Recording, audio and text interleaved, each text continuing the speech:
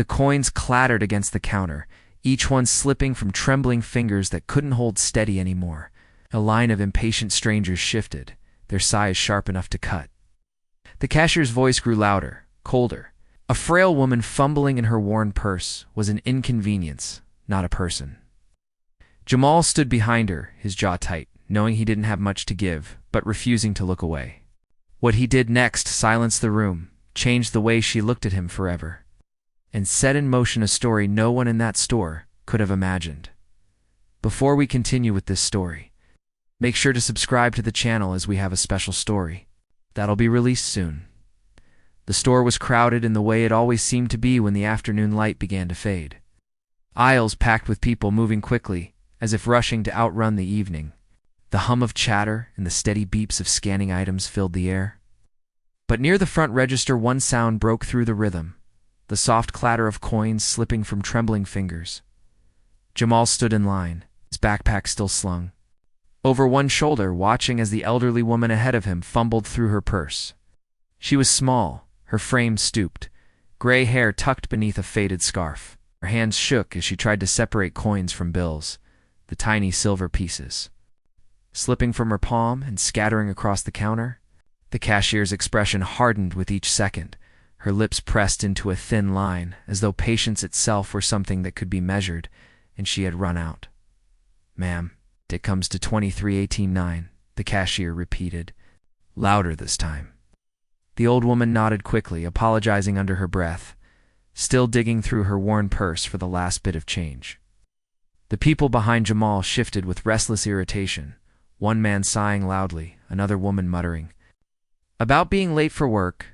Their discontent pressed against the air, heavy and sharp. They directed at someone too frail to defend herself. Jamal's jaw tightened. He had seen this kind of scene before, someone older, slower, treated like an inconvenience instead of a person. His mother had taught him not to look away when someone needed help, but in moments like this, helping was rarely easy. Still, something in him refused to let her be humiliated in front of strangers who would forget her the moment they walked out the door. He reached into the pocket of his jeans, fingers brushing against the crumpled bills he had tucked thereafter. Leaving his shift at the gas station, the money wasn't much. It was supposed to cover a few groceries of his own, maybe bus fare for the rest of the week. But as he looked at her trembling hands, and the way the cashier had begun to tap her nails against the counter, the decision formed before he could talk himself out of it. "I've got it," Jamal said, his voice even but louder than he intended. The words seemed to stop the air for a moment. The cashier froze mid-sigh, the line of restless customers went silent, and the old woman turned her head just enough to see him standing there. Her eyes were pale, the kind that carried a film of age yet still held a depth that caught him off guard.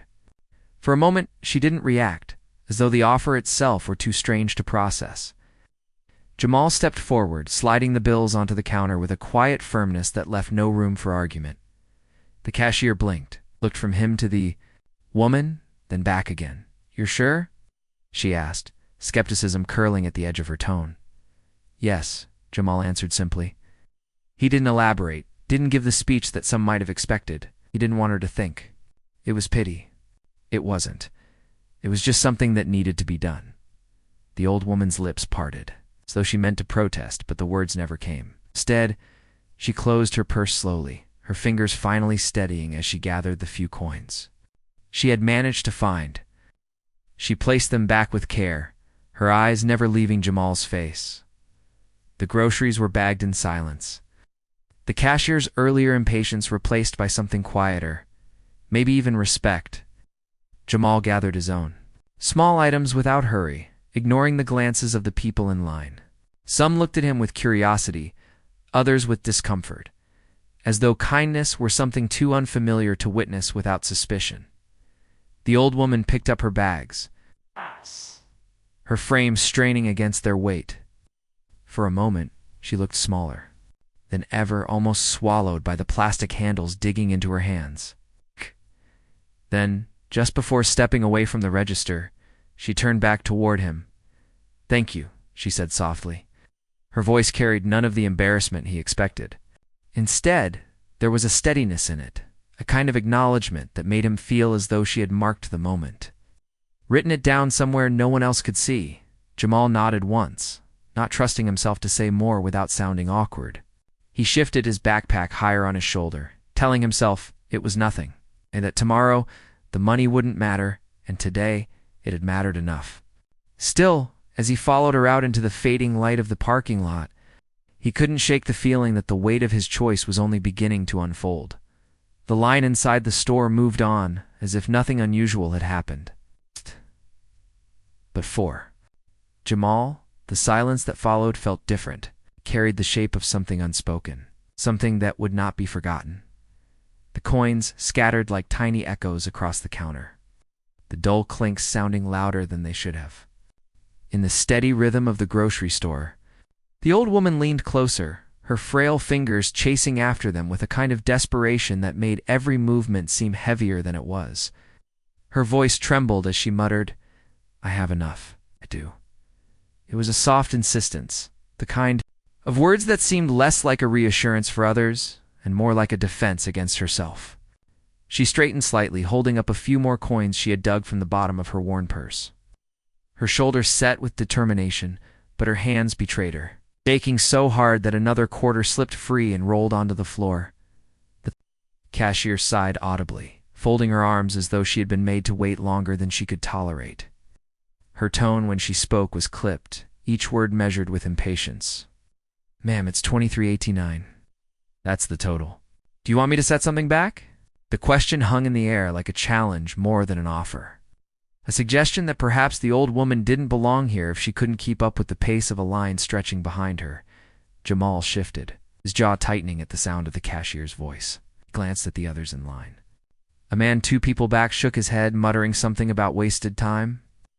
A woman checked her watch pointedly and clicked her tongue. Their small signs of irritation cut sharper than they likely intended, but Jamal felt each one land. Old woman seemed to hear them too. She dropped her gaze, as if the act of looking at her critics might confirm what they already believed, that she was a burden. Her voice came again. It's thin but stubborn. "I can pay it. I've got enough." She dug further into the depths of her purse, her fingers brushing against receipts, buttons, scraps of paper that seemed older than the purse itself. Now the coins she pulled out rattled in her palm, a meager collection. That might cover part of the total, but not all. Jamal's eyes dropped to the crumpled bills in his own hand.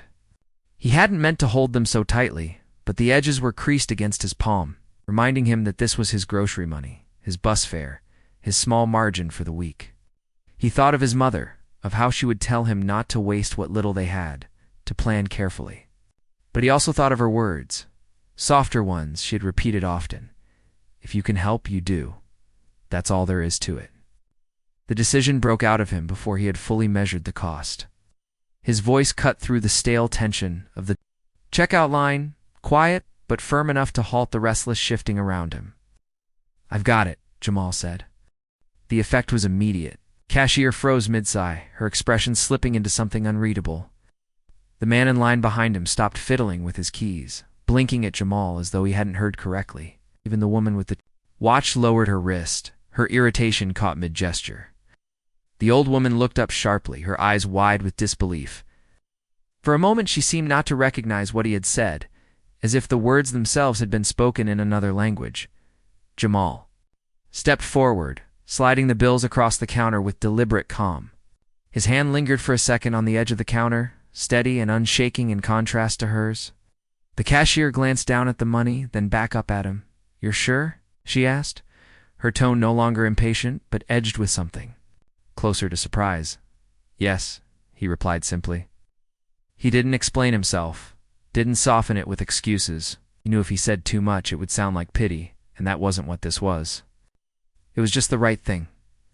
The old woman shook her head slightly, her lips parting as though she meant to object. "I can," she started, but her words faltered. The coins in her hand rattled softly, then stilled as she let her fingers close. Around them again, she lowered her gaze, not in shame, but in some quiet recognition that the battle she was fighting wasn't worth pushing anymore. The cashier rang up the payment in silence. The beep of the register felt strange now, too normal. For a moment that had shifted the air. She bagged the groceries with quick, efficient movements, but her earlier irritation was gone. The bag slid across the counter toward the old woman, who picked them up with care. Her hands no longer trembled. She turned to Jamal, her eyes meeting his with a sharpness that surprised him. There was no embarrassment in her gaze, no gratitude laced with weakness. Instead, there was something steady, almost like appraisal, as if she were studying him, memorizing his face, his name, his act. "Thank you," she said finally. The words were simple, but her tone carried a weight that made them feel more permanent than polite. Jamal nodded once. God, he could feel the eyes still on him, the quiet buzz of the other customers, who had expected one thing and witnessed another. But he didn't look back at them. He just adjusted his backpack, stepped aside, let the line move forward. The old woman walked toward the door, her steps unhurried now, her bag swaying lightly at her sides. Jamal gathered his own things, but his mind lingered on the way. She had said those two words, "Thank you." It hadn't sounded like an end. It had sounded like a beginning. The moment after Jamal slid the bills across the counter stretched longer than he expected. The cashier took the money, counted it quickly, and pushed the change back toward him, but the rhythm of the store had shifted. The sound of beeping scanners, bags rustling, and conversations spilling across other lines seemed muted, as if every noise had been pulled into the space between him and the woman whose groceries he had just paid for. Around them, the air had grown tight with attention. People were watching. He could feel it before he turned his head. A man leaning on his cart tilted his chin, eyebrows raised, as though trying to make sense of what he had just witnessed. Two teenagers near the candy racks whispered, their smirks flickering in and out like they couldn't decide whether to laugh or stay quiet. The woman who had been checking her watch shook her head once, disapproval etched into the lines around her mouth. There were others, two faces turned toward him, their expressions a mix of surprise, suspicion, curiosity. Jamal kept his shoulders square, refusing to let the weight of their stares push him down.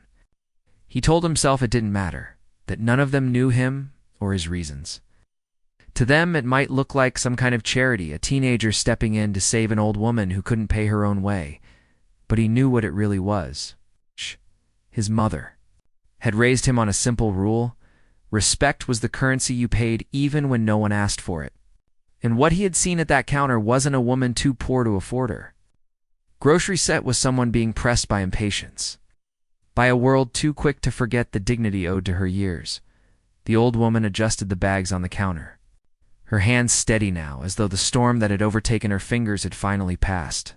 For the first time since the moment began, she lifted her gaze to Jamal. Her eyes were pale, touched by age. But behind the cloudiness, there was something sharp, something alive. The kind of look that seemed to cut past the surface and hold still. On what it found there? He hadn't expected her to look at him like that. Not with shame, not with gratitude heavy enough to embarrass him. Her stare wasn't desperate or pleading. It was searching, deliberate, as if she were trying to memorize his face. For a moment, Jamal felt exposed, like she had peeled away every layer he had tried to keep hidden, the tiredness from long shifts after school, the pressure of bills at home, the quiet fear that his dreams of college were already slipping further away. Yet, instead of judgment, there was something else in her eyes, a recognition, maybe, a strange kind of acknowledgement. He shifted his weight from one foot to the other, the straps of his backpack tugging at his shoulder. He wanted to break eye contact, to brush it off with a nod or a quick smile, but something rooted him there. It wasn't pity that held her attention, and it wasn't pity that had driven him to step forward. What passed between them was quieter than that, smaller, and yet heavier. It was the understanding that one human being had seen another clearly. When it mattered, behind him, the line began to move again. The cashier called for the next customer, her voice sharp, forcing the world back into motion. But Jamal stayed for a second longer, his eyes locked with hers. He realized how rare it was for someone to actually look at him like that, not through him, not past him, not at the surface of his skin or his age, but at him, as though he carried something worth remembering. The old woman finally spoke, her voice soft but firm. "What is your name?" The question startled him. It wasn't the casual thank you he had been expecting, not the kind of passing gratitude someone gives before. Walking away, it was pointed, intentional, a question that asked not just for sound, but for identity. "Jamal," he answered, his voice steadier than he felt. She repeated it, slower, as though testing the syllables against her tongue. "Jamal." She said it made the name feel different, heavier, as though it belonged to more than just him now. Her gaze lingered. A moment longer before she lifted her bags and turned toward the sliding doors. Jamal stayed still, the name echoing in his head the way she had spoken it. The other shoppers had already lost interest, their attention pulled back to their own errands and impatience. But the trace of her eyes on him remained, leaving behind something he couldn't explain. For him, it hadn't been an act of charity. It had never been about pitying her or playing the hero in front of strangers. It was respect, the kind that didn't need applause. Yet the way she looked at him told him that, for her, it was more than that. Something about the moment had shifted, marked both of them in a way the crowd would never understand. Jamal walked slowly toward the exit, his groceries light in his hand, but the weight of her stare still heavy on his shoulders. The bags looked heavier in her hands than they truly were. Thin plastic cut into the folds of her fingers as she pulled them from the counter one at a time, arranging them neatly against her body, as though balance alone could make them easier to carry. Jamal thought about offering again, but the weight of the stares from the line still lingered, and he didn't want her to think he was trying to rescue her twice in the same 5 minutes. She moved with a practiced care, the kind that comes from years of knowing what it means to carry more than your strength wants to. Before she turned toward the automatic doors, she paused. The cashier had already shifted her attention to the next customer. Scanning items with mechanical speed, the beeping steady as a heartbeat, but the old woman didn't move just yet. She turned her head back toward Jamal, the plastic handles still biting into her fingers, her pale eyes locking on him with a focus that startled him in its sharpness. "What is your name?" she asked. It wasn't casual. It wasn't tossed out like small talk or offered as a polite formality. The words were spoken with intention, as if the answer mattered in a way Jamal couldn't yet understand. He shifted his weight, his free hand tightening on the strap of his backpack. He wasn't used to being asked like that. Most people who noticed him at all barely made it past his hoodie or the tired expression he wore after long shifts. Names were for people who mattered, and Jamal wasn't used to strangers treating his like something worth holding on to. "Jamal," he said finally. The word left his mouth with a kind of caution, as though he wasn't sure if speaking it aloud would change something.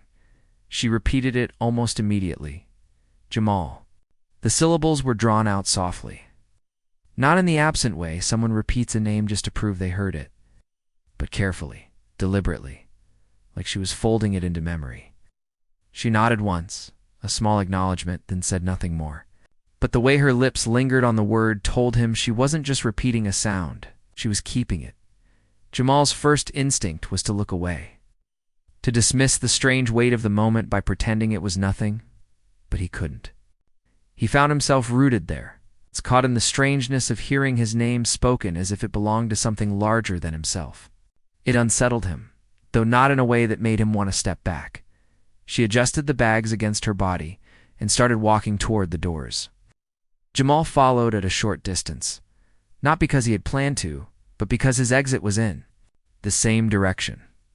The sliding glass opened for her, the storm outside pressing against the panes with a dull roar before rushing in to meet them. She stepped through, her pace steady despite the wind, and Jamal trailed behind, still turning the sound of his own name over in his mind. She hadn't thanked him again. She hadn't promised to pay him back or offered the kind of apology that people sometimes use to cover their embarrassment. All she had done was ask his name, repeat it once, and walk away. And yet it lingered heavier than a dozen words of gratitude. Might have Jamal adjusted his backpack and pushed through the doors after her. The air outside was wet, heavy with the smell of rain, the kind of weather that soaked you through before you had time to plan your steps. He saw her pause near the edge of the sidewalk, the bags resting against her knees for just a second as she steadied herself. He almost stepped forward to offer help, but something about the way she stood made him hold back. She had looked at him with purpose, asked for his name with purpose, and now she seemed to carry herself with that same quiet intent. He reminded himself it was just a moment, nothing more. An old woman in a grocery store, a boy with a few dollars. To spare, a kindness exchanged, and a name spoken, that was all it needed to be. In the way she had said it, Jamal made it feel different. As though she had written it somewhere invisible, tucked it into a place where she could find it. Later, he walked past her toward the bus stop, but even as he moved farther down the sidewalk, he could still feel it. Not her eyes on him this time, but the echo of his own name, folded carefully into her voice. As if the sound itself had been changed, the doors slid open with a low hum, and the sound of the rain filled the space like a curtain being drawn across the world. It wasn't a drizzle, but a heavy, committed downpour. Sheets of water striking the pavement so hard it seemed to bounce back into the air. The storm had been threatening all afternoon, the sky darkening hour by hour, but now it had broken with no hesitation, drenching the parking lot in seconds.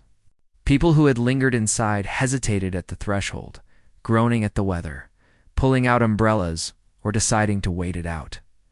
The old woman did not wait. She adjusted the bags in her hands, squared her shoulders, and stepped forward into the storm. The rain plastered her scarf tighter to her head almost immediately, and the handles of the plastic bags stretched thin beneath the weight of their contents. Jamal watched her move steadily down the walkway, small but deliberate, her figure outlined in the blur of falling water. Something in him resisted the idea of just letting her go. "Let me help with those," Jamal called after her, stepping quickly into the storm before he had time to doubt himself. His hoodie soaked almost instantly, the fabric clinging to his shoulders, but he didn't flinch. He caught up to her in a few strides, reaching out toward the bag she held. She turned, water streaming down her cheeks like glass, though she didn't seem to notice or care.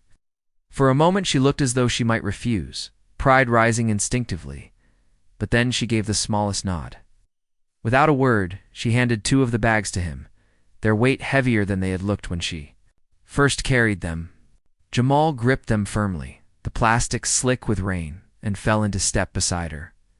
They walked together down the long stretch of sidewalk toward the bus stop, the storm swallowing the sounds of everything else. Cars hissed past on the wet street headlights reflecting against puddles, but the world outside their small path barely registered. The rain forced them closer together, each step synchronized by necessity rather than intent. For a while, neither spoke. The only sound was the steady rhythm of the downpour, broken occasionally by the rumble of thunder somewhere overhead. Jamal glanced at her out of the corner of his eye. She walked upright despite her age, her pace unhurried, her face calm. The bags she kept were lighter now. She carried them with the same steadiness she had before. "You don't have to walk me all the way," she said at last, her voice soft, almost lost beneath the storm. "I don't mind," Jamal answered. And he didn't. There was something in the act itself that felt necessary, even if it made no sense to anyone else. They reached the corner where the bus shelter stood, a metal frame with a cracked plastic covering that rattled when the wind hit it. Jamal set the bags down carefully on the bench inside, water dripping steadily from his sleeves and pooling at his feet. The old woman placed her remaining bags beside his, her hands finally free. She flexed her fingers, the skin thin and pale, then folded them calmly in front of her. For the first time, they stood face to face, without a counter or a line of impatient strangers between them. The storm seemed to mute the rest of the world, turning the shelter into a pocket of quiet. Even with the rain hammering against its roof, "You didn't have to do this," she said again, more clearly this time. Her eyes lingered on him, not questioning his choice, but searching for something in his expression. Jamal shrugged, his wet hoodie clinging to him like a second skin. "It's nothing," he said. But he knew it wasn't nothing, not to her and not to him. It wasn't charity. It wasn't even kindness in the way people usually meant it. It was respect, the kind his mother had taught him mattered most when no one else was watching. The old woman nodded slightly, as though his answer confirmed something she already suspected. She pulled her scarf tighter around her head, rain still, dripping from its edges, and looked out at the street where the bus would eventually appear. Jamal followed her gaze. The red glow of a traffic light reflected in the slick pavement stretching into the distance. They didn't speak much more, but the silence wasn't uncomfortable. It was steady, almost grounding. Two strangers bound not by words but by the simple act of walking together through a storm, carrying weight that might have been too much for one but was easier for two. When the bus finally pulled up, its brakes hissing against the wet street, Jamal lifted the bags again and handed them to her one by one. She accepted them without fuss, her eyes meeting his briefly as though sealing something unspoken between them. She climbed the steps slowly, the driver waiting with quiet patience, and found her seat near the front, through the fogged glass. Jamal caught her looking back once more. She didn't wave, didn't speak, but her lips moved just enough for him to know she had repeated his name again, even if he couldn't hear it. Jamal stood on the sidewalk, rain dripping from his hair, watching the bus pull away into the storm, the glow of its taillights fading into the distance. It was a small moment, one the world would forget by the time the storm passed.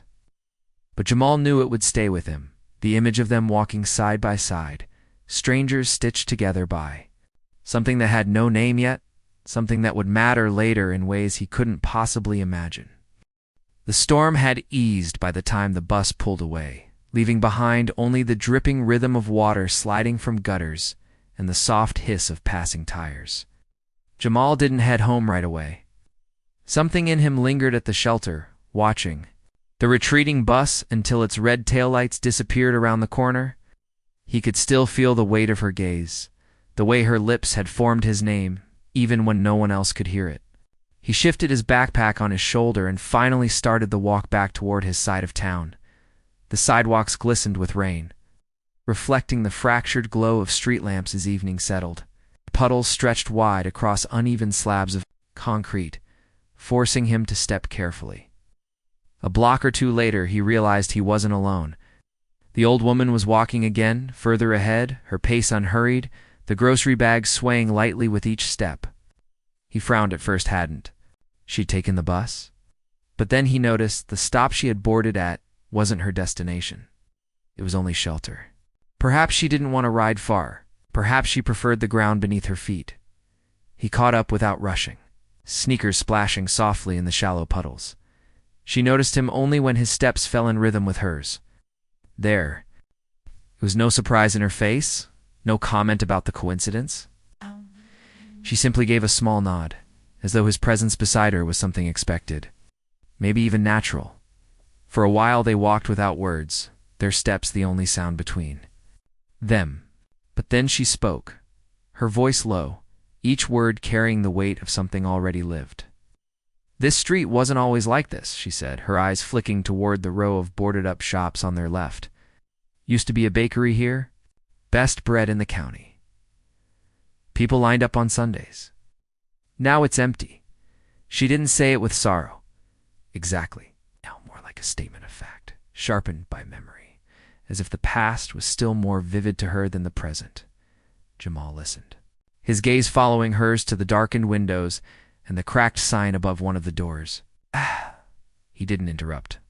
There was something about the way she spoke that made interruption feel like breaking glass too abrupt, too careless for words that had been carried so long. She continued sparingly, speaking not to fill the air but to mark certain places as they passed. A corner where a barber shop had once stood, where she said kids used to gather in the summer for cold sodas and laughter that carried down the block. A small lot now choked with weeds, where a church fair had once brought crowds. And music. Every detail was precise, as though she were walking through a map laid over time, its landmark a reminder of how much it shifted. Jamal nodded occasionally, offering a quiet yad or I see when it felt right. Mostly he just listened.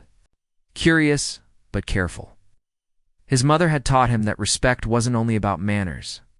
It was also about silence when silence was needed. Eventually her questions turned to him, not suddenly, but gently, as though curiosity had been waiting for its turn. "And you?" she said, glancing at him as they crossed another puddle-slicked street. "What do you do with your time?" Jamal hesitated, then shrugged lightly. I work at the gas station on 5th, after school most days. They let me pick up hours on weekends? She nodded once. The kind of acknowledgement that didn't judge or pity, just absorbed the information. And your mother? She works nights, hospital cleaning staff. Been there a few years. He said it plainly, though inside there was a quiet ache. He knew how hard she pushed herself, how little she slept, how often she told him not to worry. The old woman's eyes narrowed slightly, not in disapproval, but in concentration, like she was adding the detail to some ledger in her mind. That's long hours. Yeah, Jamal said softly. She doesn't complain, says she's grateful to have the work. He glanced at the bag she carried, then added without thinking, I try to help out where I can. I'm saving a little. She tilted her head, studying him more closely now. Saving for what? Jamal's answer came before he could soften it. I want to be an engineer. He spoke the word carefully, as though testing it aloud, unsure how it would sound to someone else. The old woman's pace didn't change, but her gaze lingered on him longer this time. She repeated the word with the same deliberate care she had used for his name earlier. Engineer. Her voice made it sound heavier, more real than when he said it himself. Yeah, he said, a faint smile tugging at his lips despite the uncertainty he felt.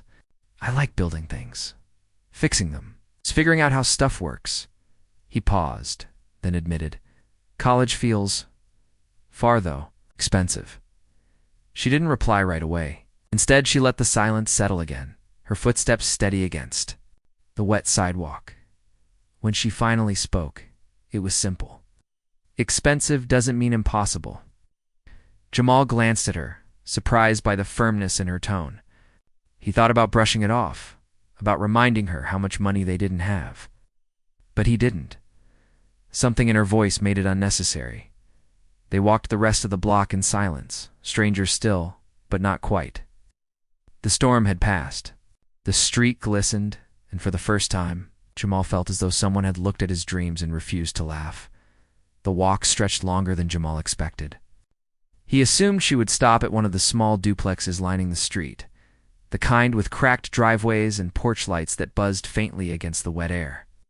But she kept walking, her bags steady at her sides, her pace never faltering. Jamal stayed beside her, adjusting his own grip on the bags he carried, the weight of them pressing into his fingers. When she finally slowed, it wasn't in front of a modest doorway or a narrow apartment stairwell. It was at the edge of a tall iron gate, its bars dark with age but still firm, stretching wide across an entrance half hidden by rain-soaked hedges. Beyond the gate, Jamal could just make out the sweep of a long driveway, the faint glint of wet gravel catching the glow of the street lamp. He stopped, the surprise rooting him in place. This is your stop? He asked, unable to hide the doubt in his voice. The old woman didn't answer right away. She set her bags down carefully, as though the question deserved her full attention. Then she reached into her coat pocket and withdrew a small brass key, its surface dulled by years of handling. Without hesitation, she slid it into the lock at the center of the gate. The click echoed faintly against the dripping quiet of the street, a sound too deliberate to belong to any ordinary evening walk. The gate creaked open on heavy hinges, wide enough for the two of them to pass through. Jamal hesitated, still standing. Outside, he glanced down the sidewalk, half expecting to see her real home further along, some small house with peeling paint and a sagging fence. But there was nothing waiting, just the gate. Just the long stretch of driveway hidden by the trees. He swallowed, shifting his weight from one foot to the other. I don't want to, intrude, he said, his voice careful. She looked at him then, her pale eyes steady beneath, the scarf clinging damply to her head. You've carried the weight this far, she said simply. You might as well walk it to the end. Her words left little room for argument. She lifted her bags again, stepping through the gate without, waiting to see if he followed. Jamal stood there a moment longer, the rain still dripping from the branches overhead, his heart thudding with a mixture of unease and curiosity.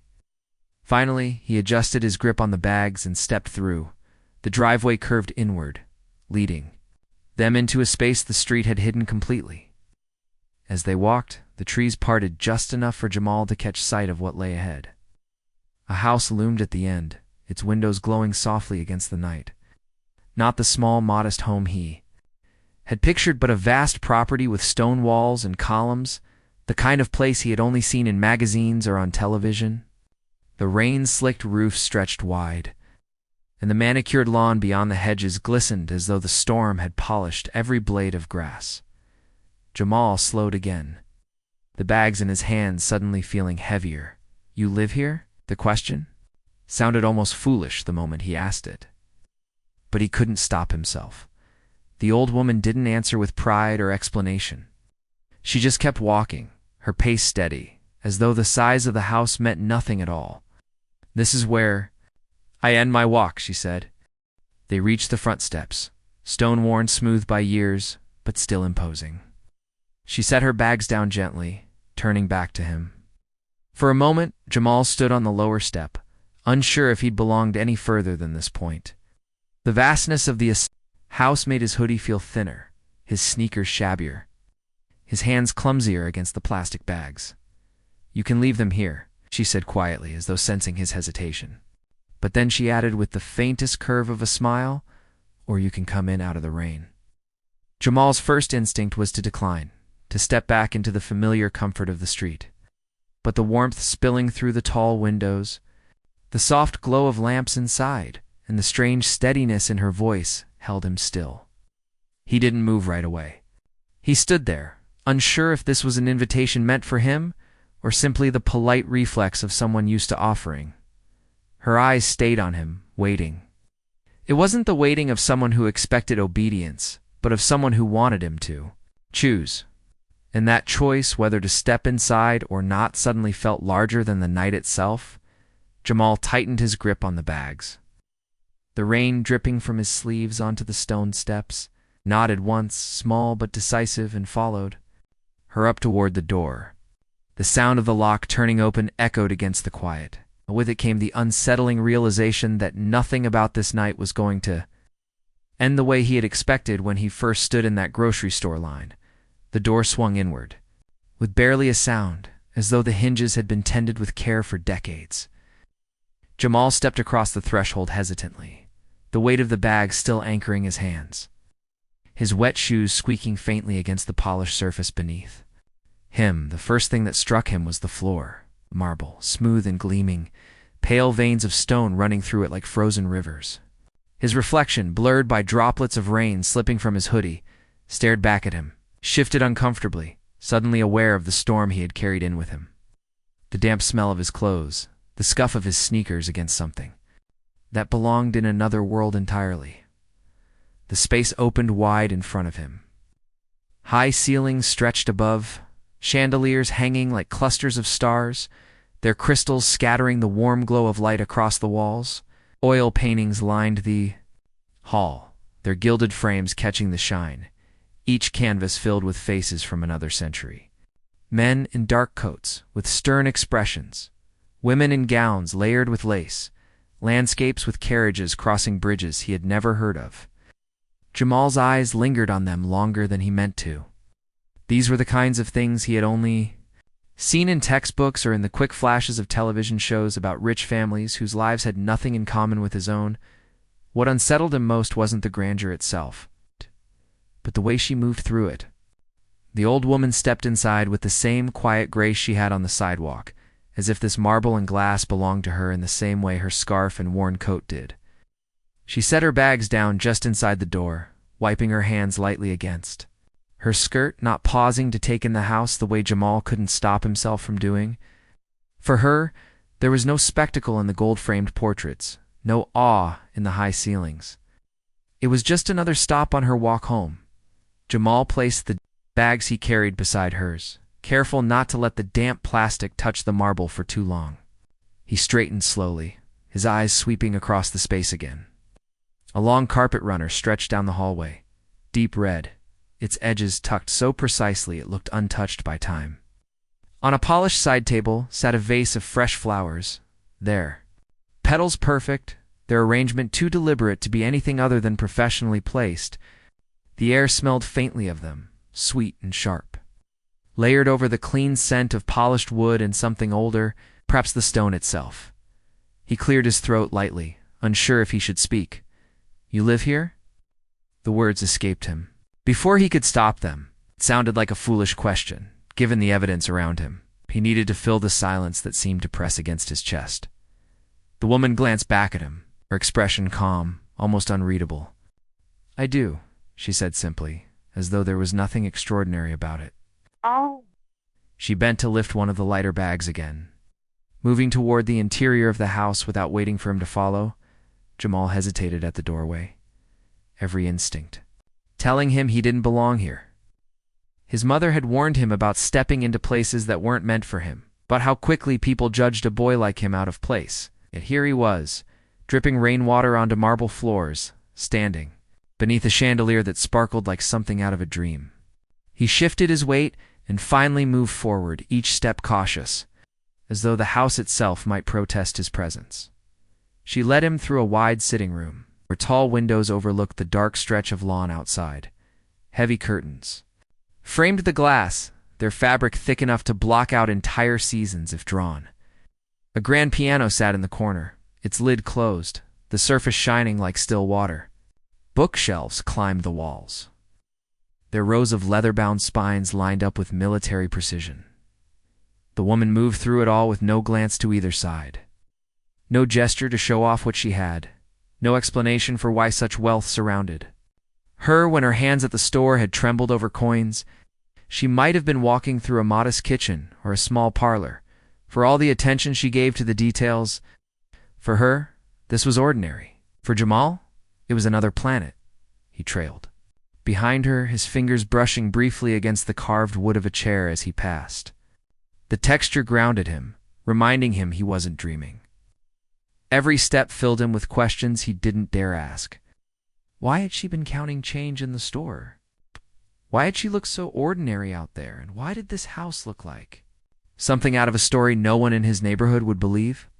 At the end of the hall, she paused, resting her hand lightly on the frame of a doorway. She turned her head just enough to glance back at him, her eyes still sharp despite the gentleness of her expression. "It's only a house," she said, her tone steady, almost dismissive. "It's people who make a place worth remembering." The words settled in Jamal's chest, heavier than any chandelier above him. He nodded slowly, though he wasn't sure she expected an answer. Behind her, the house stretched deeper, filled with corners and stories he couldn't yet see. And for the first time since stepping inside, he felt less like an intruder and more like someone being invited to look closer. The kitchen was warmer than the rest of the house, though no less polished. It had the kind of quiet elegance that came from design, not necessity. White marble counters, copper pots hanging in neat rows, cabinets that gleamed under the soft light. A kettle hissed faintly on the stove, steam rising in steady curls that filled the room with the subtle comfort of brewing tea. Jamal sat at the edge of a long wooden table, his backpack resting at his feet, his damp hoodie clinging to him. The seat felt too expensive for him to be sitting in, its carved back pressing against his shoulders as if reminding him he didn't belong here. The old woman moved with practiced ease, pouring hot water into porcelain cups set on saucers painted with tiny blue flowers. She didn't fumble the way she had at the grocery store. Her hands, though still marked by age, were steady now, precise as if here. In her own space, there was no room for trembling. She carried the cups over, setting one in front of him and the other at her place across the table. Then, with a kind of simple grace, she lowered herself into her chair and folded her hands over the saucer. "My name," she said after a quiet sip, "is Whitmore. Mrs. Eleanor Whitmore." The name fell into the room with a weight Jamal didn't fully grasp. Didn't mean anything to him, though. She spoke it like it should. The syllables carried a kind of history, not boastful, but undeniable. Like a bell tolling in a tower that had rung for years, whether people were listening or not. Jamal blinked, unsure how to respond, and simply nodded. "I'm Jamal," he said, the word coming out softer than he intended, though he realized she already knew it.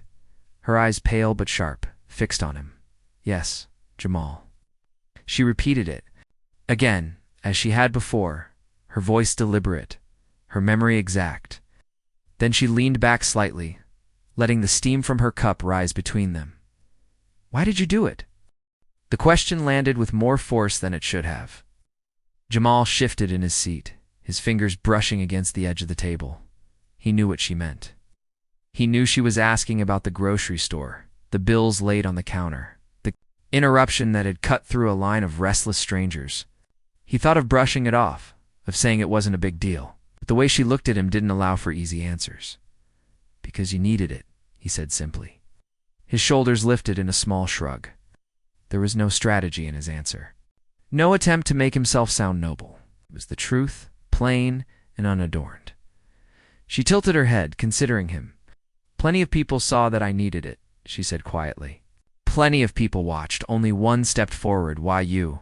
Jamal's jaw tightened. He looked down at his tea, the steam fogging his view for a second.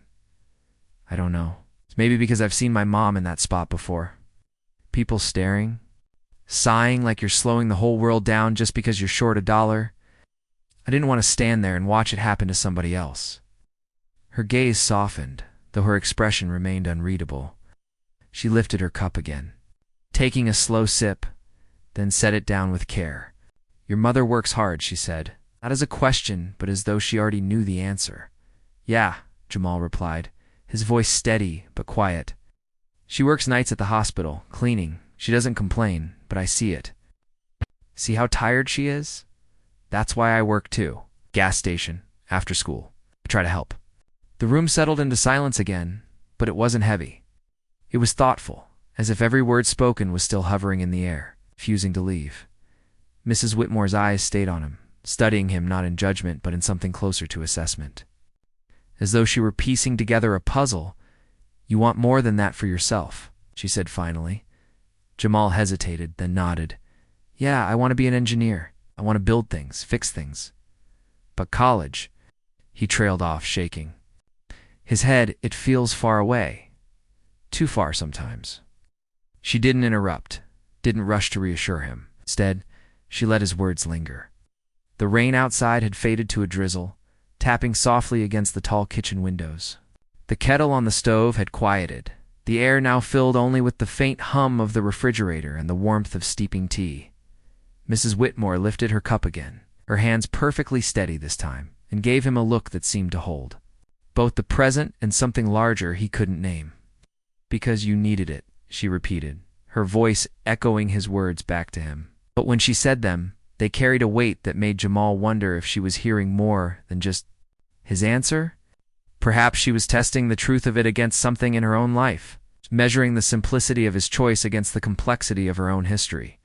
For a long moment they sat there, two people who had started the day as strangers and now shared tea in a kitchen lined with marble and memory. And in that moment, Jamal realized that his small act had opened a door far larger than the one they had walked through earlier. The tea had cooled in their cups, forgotten somewhere between his confession and her silence. Jamal sat quietly at the long wooden table, his fingers brushing against the rim of the saucer, unsure if he should speak again or let the stillness remain. Mrs. Whitmore's gaze had drifted away from him, no longer sharp and searching but softened, fixed somewhere, beyond the edges of the room. Her eyes lingered on the portraits that lined the wall opposite the kitchen. Jamal followed her gaze. The paintings weren't like the faceless landscapes or old portraits he had noticed in the front hall. These were different, more personal. The first was of a man, tall, broad-shouldered, with the rigid posture of someone who lived his life with rules etched into his bones. His jaw was square, his eyes piercing even through the layers of oil paint. Beside him in another frame was a younger version of Mrs. Whitmore, the same eyes, though brighter than, her face unlined. Her mouth curved into the kind of smile that looked permanent, like she had never practiced anything else. Next to those hung smaller portraits, children. Two of them. A boy no older than Jamal was now when the painting must have been made, his features sharp, resembling the man in the first portrait. A girl, slightly younger, with curls spilling down her shoulders, her expression lighter, almost mischievous, as though she had insisted on wriggling in her chair just as the artist captured her likeness. The family was there in paint, preserved in strokes that had outlived whatever stories they had once lived in flesh and blood. But the silence beneath Mrs. Whitmore's eyes told Jamal that the paintings were more ghost than memory. Gestured toward them, didn't explain who they were, didn't offer names or stories. She simply looked, her lips pressed together. Her hands folded over each other with a firmness that suggested she had trained herself not to speak of what was. Framed on those walls, Jamal didn't ask. He thought about his own house, about the few photographs tucked into corners of his mother's dresser, her wedding picture, faded at the edges. A school portrait of him from when he was 10, another of him and his mother smiling together outside their church. If someone asked him about those photos, he could talk about them easily. But he also knew there were parts of their lives no picture could capture. Things his mother never said out loud, hurts she carried silently because words only made them heavier. That was what the air in the Whitmore kitchen felt like now. Heavy, but not with the storm outside. Heavy with what was unsaid. She lifted her cup, took a sip, and set it down again without looking at him. The porcelain touched the saucer with the faintest clink, and Jamal felt the sound settle in his chest, like an anchor. He wanted to ask where her husband was, why the children in the portraits weren't here now, why a house this big felt so hollow despite all its beauty. But he stopped himself, could tell by the way her shoulders stiffened slightly, the way her gaze lingered just a second too long on the man in the first portrait, that some doors were not meant to be opened by strangers. Instead, he said nothing. He sat there, letting the silence exist, respecting it the way he had respected her pause at the grocery counter when she insisted she had enough. There was dignity in not prying and allowing someone their walls. Even when those walls were built out of silence instead of words, Mrs. Whitmore finally looked back at him, her expression smooth again, controlled. "Tell me more about this dream of yours," she said, as though the portraits had never claimed her attention. Her tone was light, but Jamal could still hear the residue of something deeper beneath it. A chord struck low on a piano that continued to hum, even after the player had lifted their hand. Jamal leaned forward slightly, grateful for the shift. He spoke about the machines he liked to take apart at the gas station when the manager wasn't looking, about the notebooks where he sketched out bridges, cars, even wild designs for buildings he knew would never exist. His voice grew steadier as he talked, because this part of himself was safe to share. But all the while, he noticed her eyes flicking back toward the portraits, almost against her will, as though the past still demanded her attention no matter how far she tried to steer away from it. By the time he finished speaking, the silence had softened again. She nodded, gave a small smile, and said, "You'll get there. You have the kind of eyes that see beyond." It was meant as encouragement. Jamal could hear the echo of her own story beneath it, the places her eyes had once seen beyond, the people whose faces still hung on her walls, but not in her life. He didn't push. He simply nodded, holding her gaze for a moment before looking back at the forgotten tea in his cup. The silence pressed between her words remained, unbroken, carrying all the weight of a family she did not name. The gas station always smelled faintly of gasoline and fried food, the kind of mix that clung to clothes and lingered long after you left. Jamal had grown used to it, just like he had grown used to the hum of the coolers behind him and the dull flicker of the fluorescent lights overhead. It wasn't glamorous work, but it was steady, and he knew the rhythm of it as well as his own. Heartbeat. Scan the items, bag them, count the change, repeat. Sometimes customers barely looked at him. Sometimes they stared longer than necessary, their eyes darting toward the skin on his hands or the hoodie he wore, as though even behind a counter he didn't quite belong. He'd learned to ignore it. That afternoon was like any other until she walked in. Mrs. Whitmore, her coat buttoned neatly, her scarf tied in the same simple knot he remembered, though it wasn't damp from rain this time. She moved slowly, deliberately, her steps making no sound on the linoleum floor. Jamal froze for a fraction of a second, caught between surprise and suspicion. He hadn't expected to see her again so soon, and certainly not here. In the small corner of the world where he spent his hours after school, she didn't rush toward the counter, didn't acknowledge him immediately. Instead, she moved through the narrow aisles with a kind of unhurried grace, her eyes sliding over shelves of chips, gum, and bottled drinks as if she were in no particular hurry. Jamal followed her with his gaze, trying not to make it obvious. He couldn't help noticing the way she looked out of place here. Too refined for the hum of the soda machine and the dusty lottery tickets taped to the glass door. After several minutes, she came to the counter with only a single purchase, a pack of mints. She placed it gently on the surface and reached for her handbag. Jamal straightened, his hands resting on the register, trying to ignore the thrum of curiosity in his chest. The moment played out almost exactly as it had at the grocery store. Her fingers dipped into the bag, pulling out a worn wallet. She opened. It hesitated, then began fumbling with the coins inside. A nickel slipped from her fingers, rolling across the counter before clattering to the floor. She made a soft sound of frustration, her hands trembling in a way that seemed just a little too deliberate this time. Jamal narrowed his eyes slightly. He'd seen this before, too recently to mistake it for chance. He bent down to pick up the coin, setting it quietly back on the counter.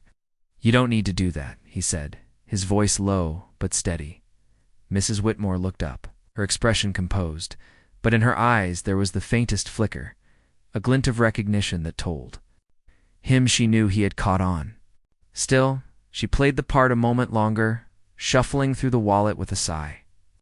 "These coins," she murmured, "they never stay where I want them." Jamal kept his gaze on her, waiting. Then, with a small shake of his head, he said, "You've got the money. You're testing me." The words hung between them, heavier than the hum of the lights or the soft beep of the register. She didn't deny it right away. Instead, she closed the wallet carefully, as if giving herself time to decide what truth to offer. Finally, she leaned back slightly and gave the faintest smile, one that didn't reach her eyes. "You notice more than most," she said softly. Jamal exhaled, relief and irritation mingling in his chest. "Why?" he asked. "Why? Test me like that." Her gaze stayed fixed on him, steady and searching. "Because kindness is rare," she answered, "and rarer still when no one is watching. I needed to see if yours was only for an audience." Jamal's chest tightened at her words. He thought of the grocery store, of the line of impatient faces, of how heavy the silence had been before he stepped forward. He hadn't done it for recognition, hadn't even done it for her thanks. But hearing her say it aloud, hearing her question whether it was genuine, made him bristle. "I don't care if anyone's watching," he said firmly. "I did it because you needed it, that's all." Mrs. Whitmore studied him in silence, the faint smile fading, replaced by something deeper. Not doubt this time, but thought as though she were measuring him against something in her own memory. At last she slid the pack of mints closer to him and placed a crisp bill on the counter. No fumbling, no hesitation. Exact, precise. "I believe you," she said quietly. Jamal took the money, rang up the purchase, and handed her the change. His hands were steady, but inside his mind was still reeling. She had come here for a reason, to see him in his own world, and she had staged the same performance just to catch his reaction. It wasn't about the mints. It wasn't even about the money. It was about him. She slipped the mints into her bag and, before leaving, met his eyes once more. "Keep being who you are, Jamal," she said, "even when you think no one is watching." The bell above the door chimed as she stepped out into the fading afternoon. Jamal stood at the counter, the hum of the coolers filling the space again. The small pack of mints now a marker in his mind. He realized then that, whatever test she had set, he had passed, but he couldn't shake the feeling that it had only been the beginning. The day after the gas station encounter, Jamal couldn't shake the feeling that the air around him had changed. He went through his routine school homework, shift at the station, but his thoughts kept circling back to her. Mrs. Whitmore, the woman with trembling hands that had turned out not to tremble at all. He felt a kind of unease in his chest. Not anger exactly, but something close to it, like he had been caught in a play he didn't know he was part of, when she appeared again. It was evening, and the station was quieter than usual. The hum of the refrigerators filled the room, and Jamal was restocking shelves near the counter when the door chimed softly. He looked up, half expecting another customer buying cigarettes or coffee. But there she was, composed, deliberate, as though she had been waiting for the right moment. She didn't buy anything this time. She simply walked toward him, her hands resting lightly on the strap of her handbag. "May we talk?" she asked. The formality of her words caught him off guard. But he nodded, leading her to the small seating area near the windows, where tired drivers sometimes sipped bad coffee. She sat with a posture too straight for the cracked vinyl chairs, her presence making the place feel like it didn't belong to him anymore. Jamal leaned back, arms crossed loosely, waiting. She didn't waste time. "What I did yesterday," she began, her voice calm, was deliberate. Jamal's jaw tightened. He had already known, but hearing her admit it stirred the irritation. He had been holding back. He leaned forward, his elbows on his knees. "So you faked it?" The fumbling that coins it was all an act. "Yes," she said plainly. No apology in her tone, no hesitation. "I wanted to see." "See what?" His voice carried more edge than he intended, but he didn't soften it. She folded her hands in her lap, her pale eyes steady. "I wanted to see if your kindness was a matter of chance or a matter of character. At the store, you might have acted out of impulse, out of embarrassment for me, out of the weight of strangers watching. Here, you had none of those reasons. I needed to know if you would choose the same thing." Jamal's chest burned with a mix of frustration and disbelief. So you were testing me? It's like I'm some kind of "Experiment?" She didn't flinch. "I was measuring truth." The words sat heavily between them. Jamal wanted to argue, to tell her that kindness didn't need to be graded, that he hadn't asked for his motives to be dissected. Yet something in the way she spoke, calm, precise, unwavering, made it clear she wasn't trying to insult him. She wasn't mocking him either. She was serious in a way that unsettled him. "Do you always test people like that?" he asked, his voice lower now. "Not often," she replied. "Only when it matters, and I mattered." The question slipped out before he could stop it. It sounded almost childish, but it was the heart of what bothered him. Why him? Had she singled out a stranger in a grocery line? Yes, she said softly. "You did." For a moment, Jamal didn't know what to do with that answer. His first instinct was to push back, to tell her she had no right. But then he saw the steadiness. In her eyes, the kind of steadiness that didn't come from arrogance, but from experience. She had lived long enough to trust her instincts, long enough to care less about offending and more about uncovering what lay beneath the surface. Still, the irritation lingered. "Could have just asked me," he muttered. "I could have," she admitted, "but words are easy. Actions are harder to disguise. I needed to know who you were when faced with choice, not who you said you were." Her honesty disarmed him more than if she had offered an apology. In fact, she didn't apologize. At all?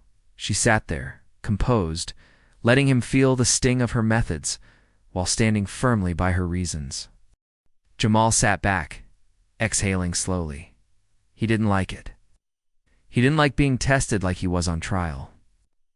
But beneath the frustration was another feeling, something quieter, almost reluctant respect. Not many people looked past what he appeared to be. Not many cared enough to even wonder why he did what he did. She had cared enough to test it, even if the way she had done so made him bristle. The silence stretched, broken only by the faint hum of the lights overhead. Finally, Mrs. Whitmore placed her hands flat on the table, preparing to stand. "I don't expect you to like me for it," she said, "but I do expect you to understand. I needed to know." Jamal watched her rise, her scarf falling lightly. Against her shoulder, her movements unhurried. He wanted to tell her that he still thought it was unfair, that kindness shouldn't have to prove itself. But the words stuck in his throat. Instead, he found himself nodding, almost against his will. So some part of him did understand Evan. If he didn't want to admit it out loud, she gave him a final glance, the kind that lingered longer. Then politeness required, then left the station without buying a thing. The door chimed behind her. The hum of the refrigerators filled the silence she left. Jamal sat there alone, his arms folded tight, wrestling with the strange truth that sometimes being seen came at the cost of being tested. The invitation came not with ceremony, but folded quietly into the end of a conversation Jamal hadn't expected to have. Mrs. Whitmore had stopped by the gas station once more. Late in the evening, when the lot was nearly empty, and the only sound came from the hum of the neon sign buzzing against the glass. She didn't buy anything. Instead, she placed a small white card on the counter, her fingers resting on it for just a second before sliding it toward him. There was no logo, no ornate design, just her name, an address, and a phone number written in a script so neat it seemed deliberate. "I'd like you to come by," she said, her voice calm, not demanding, but steady. "Bring your mother, if she wishes dinner, tomorrow evening." Jamal picked up the card carefully, as though it might break in his hands. He opened his mouth to ask why, but she didn't give him time. She only added, "There's more I'd like to speak with you about," before leaving as quietly as she had arrived. When he got home, his mother was in the kitchen, her scrubs still on, her hair pulled back into a tired bun. She was stirring a pot of rice with the absent motions of someone whose body worked on habit even when her mind was worn thin. Jamal slid the card onto the table. She glanced at it once, then again, her eyes narrowing. "What's this?" she asked, setting down the spoon. "She invited us to dinner," Jamal said cautiously. "Mrs. Whitmore?" "The woman from the grocery store." His mother's expression shifted, suspicion rising quickly. She picked up the card, turned it over, examined it like she expected hidden writing on the back. "You don't know her," she said flatly. Jamal shifted his weight, leaning against the counter. "I kinda do now. She came to see me at work. Twice. She wants to talk." His mother shook her head slowly, her lips pressed thin. "People with houses like this," she tapped the address with her finger, "they don't reach down for no reason. They always want something." Jamal felt the truth of her words sink into him, but something else stirred too. "She doesn't feel like that," he said. "It's not pity. It's different. Like she saw something, and she's not letting it go." His mother studied him, her eyes tired but sharp. "And you trust her?" He hesitated. Trust was a heavy word. He thought of the way Mrs. Whitmore had tested him, the way she had admitted it without apology, the way her house felt filled with both wealth and silence. He didn't fully understand her, but there was no denying the pull he felt, as if some thread had tied them together the moment he placed his money on that grocery counter. "I don't know if it's trust," admitted, "but I think I need to go." His mother's brow furrowed, worry etched deep into the lines on her face. Oh, she sighed, folding the card closed between her fingers. "I'll come with you," she said finally. "If this woman wants to meet you, she'll meet me too." The next evening, Jamal found himself standing beside his mother at the tall iron gate he remembered so vividly. The rain had cleared, leaving the sky washed clean and pale, the air crisp with the smell of wet earth. His mother held the card in one hand, her other hand resting lightly on his shoulder, a gesture both protective and grounding. When the gate opened, the driveway stretched out in its quiet grandeur once more, leading them to the house glowing softly in the dusk. Jamal felt the pull grow stronger with each step, the sense that this wasn't chance, that whatever Mrs. Whitmore had seen in him was about to be revealed in a way that neither he nor his mother could yet name. Inside, the marble floors gleamed. As before, the air carrying that faint sweetness of flowers and something older, richer. Mrs. Whitmore greeted them at the door herself, her expression composed but warm, her voice carrying none of the hesitation Jamal expected. "I'm glad you came," she said, her eyes moving from Jamal to his mother with deliberate steadiness. "Please, both of you, come in." His mother gave a polite nod, but her hand lingered a second longer on Jamal's shoulder before releasing him. Jamal stepped inside, heart thudding, the card still tucked into his pocket, like a key to something larger than coincidence. He didn't know what lay ahead, but he knew this was no longer just about groceries or kindness. It was about doors, being opened quietly, deliberately into a world he had never imagined. Himself walking through, the study was a different kind of room than the rest of the house. Where the marble floors and chandeliers in the front had been designed to impress, this space seemed built for use. The air smelled faintly of ink and polished wood, a lived-in quietness that settled deeper than silence. Tall shelves lined the walls, each stacked with books whose spines bore titles about finance, history, law, and philanthropy. The desk in the center was wide and heavy, not tidy like a display piece, but layered with papers ledgers. correspondence, documents marked, with notes in a neat, slanted hand. Jamal's eyes caught glimpses of numbers, rows of figures that didn't look like household bills but something larger, something that spoke of whole companies, whole organizations. Mrs. Whitmore led them inside with a small gesture. Her steps light, as if the room knew her rhythms well. She didn't apologize for the clutter, didn't try to move the papers out of view. Instead, she seemed to want them seen. Jamal followed hesitantly, his mother just behind him, her expression cautious, taking in every detail with a sharpness. Born of years protecting her son, "This is where I do most of my work," Mrs. Whitmore said softly, resting her hand on the edge of the desk. "Numbers, letters, plans. They don't look like much scattered here, but they've built more than these walls." Jamal approached the desk slowly, his fingers brushing the smooth arm of a leather chair as he passed, glanced at the topmost stack of papers, reports about charitable trusts, outlines of foundations with names he didn't recognize. He looked back at her, puzzled. "You do all this yourself?" A faint smile tugged at her lips. "Not alone, but I oversee it. Money is only as useful as the hands it passes through. Mine have learned where to put it." She paused, her eyes narrowing, just slightly as she studied him. "Do you know why I wanted you to see this room?" Jamal shook his head. "Because too many people think wealth is for display," she said. "They think it ends with marble floors and paintings on the wall. But true wealth," she lifted one of the ledgers, letting the pages fan out before setting it back down, "is measured by what it makes possible. And I wanted to ask you, if you had real opportunity, not just $1 in your pocket, but a chance to shape something, what would you do with it?" The question startled him. "I'd expected polite talk, maybe a vague offer of advice." This felt pointed, heavy. His mother's eyes flicked toward him, a warning in their watchfulness, but she stayed quiet, letting him answer. Jamal looked down at his hands, at the faint marks from hours behind the counter at the gas station.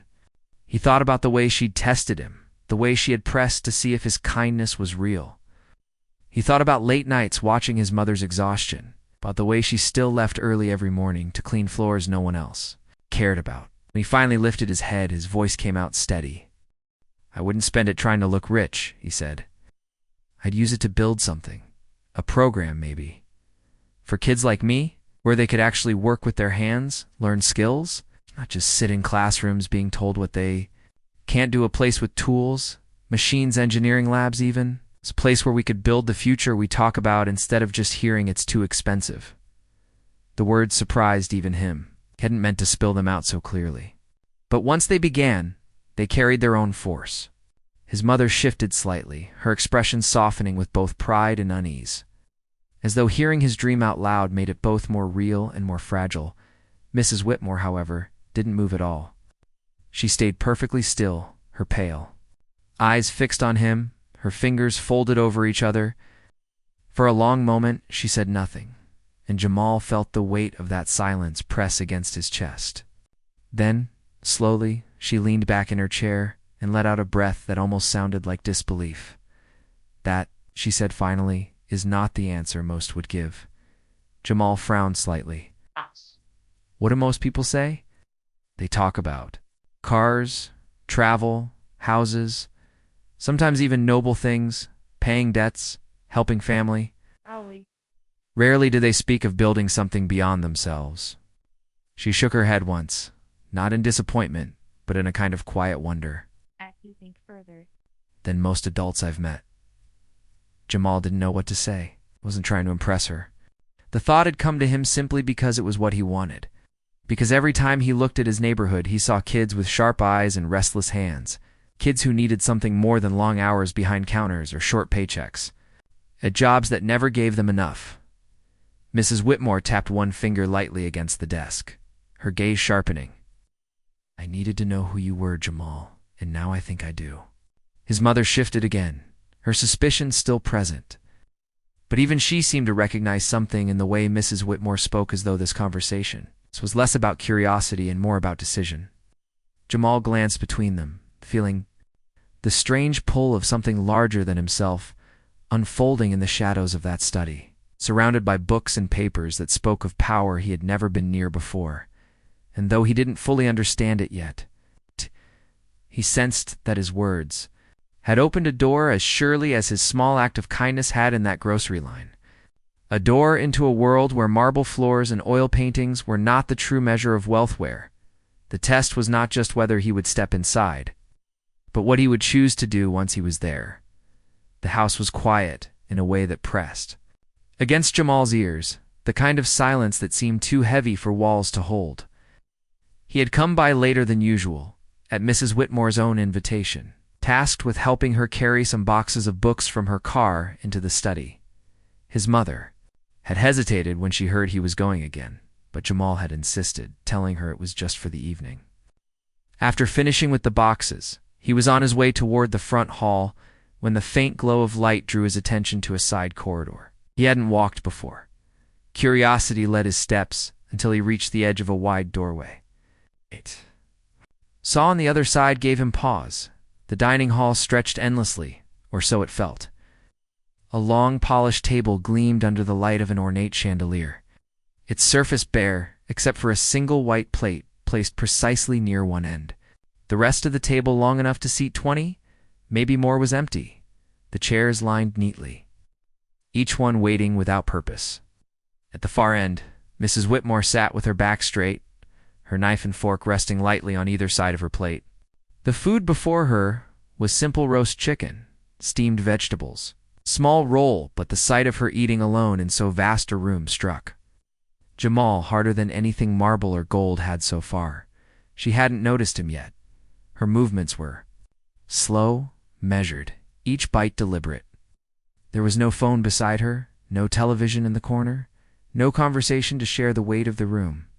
Just her, the faint clink of silver against porcelain, and the cavernous silence. Jamal stood at the threshold, unsure if he should step forward or retreat. Ow.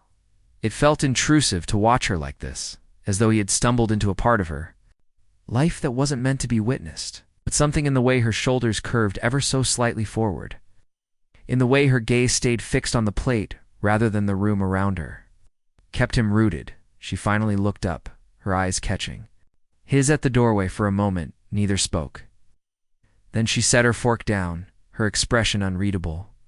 "I suppose this looks strange to you?" she said, her voice calm but carrying a weariness he hadn't heard before. Jamal hesitated before stepping into the room, his sneakers making the faintest scuff against the polished floor. "I've just never seen a table this big used by one person," he admitted honestly.